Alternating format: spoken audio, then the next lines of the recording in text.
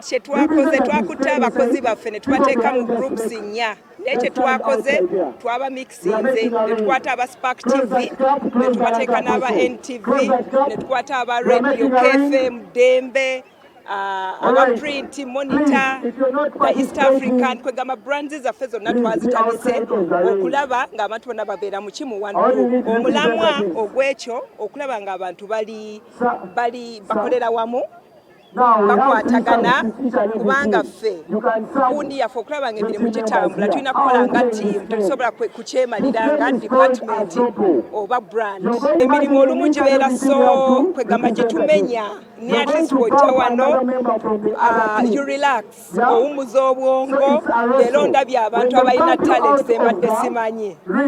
era kibadde kirungi nnyo kikyali kirungi nnyo abantu basanyufu genda kusigala kigenda mu maaso tutandise omwaka n'amaanyi